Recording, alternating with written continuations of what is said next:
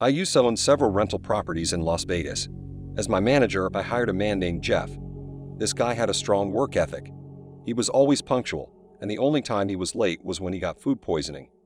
Jeff got married and moved to Utah, so I had to hire another property manager.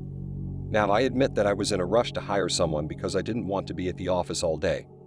So I hired the first person who applied for the position, a Puerto Rican woman named Yolanda. I hired her right away and told her she could start the next day, Thursday. So she showed up on Thursday and Friday, went through the training, met most of my tenants, met my maintenance guy, and soaked up the information. She arrived a few minutes late on Monday. She arrived about a half hour late on Tuesday. However, Yolanda did not show up the following Tuesday, so I called her on Tuesday and asked where she was. She told me a sob story about how her child was sick and how she had to rush him to the hospital and all that. She apologized for not calling, but she was hysterical because her son is her world, and she doesn't know what she'd do without him. Well, it turns out that she said her son had a fever, which was far from the life or death situation she had alluded to on the phone. So I'm going to let that slide for the next 3 weeks. Yolanda was constantly late.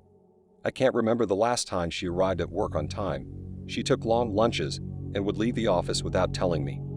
Tenants were calling me on my cell phone to complain that no one was answering the phone at the office. My maintenance guy was unable to contact her.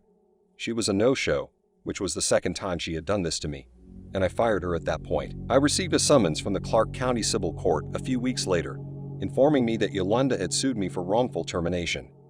What occurred in court was both unbelievable and predictable. Because she was late to court, I was able to obtain a summary judgment. This woman arrived late for court. When I lost Jeff, my former dependable superstar property manager, the whole thing taught me that I had a scarcity mindset. He is the best employee I've ever had, and he made my life so much easier that when he left, I was eager to replace him with anyone who could walk, talk, and breathe. I did not thoroughly vet Yolanda. I didn't call her references or former employers, and I didn't run a criminal background check, which was extremely unwise in retrospect because she would have been handling money checks if she had access to proprietary information. But luckily she didn't stay long enough to collect any. I saw that she was well-spoken and had her own transportation, and I decided to hire her right away so that I could continue to live the lifestyle that Jeff provided for me by being who and what he was as an employee. Guys, when I didn't say anything about her arriving late for work on her first day, that was the beginning of the end.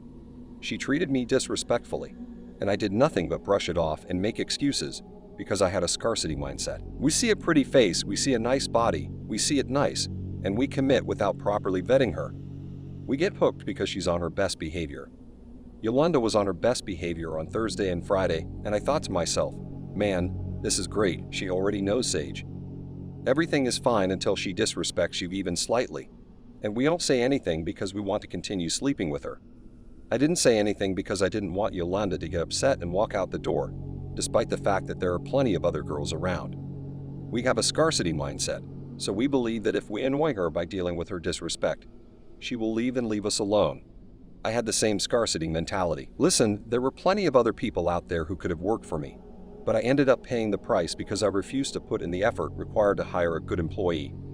We may believe that women disrespect us for a variety of reasons, but there is really only one reason they do, and that is because we allow them to. Women will do to you whatever you allow them to. In her first week of work, I let Yolanda get away with arriving late twice and taking a long lunch. Is it any surprise that she kept pushing the envelope?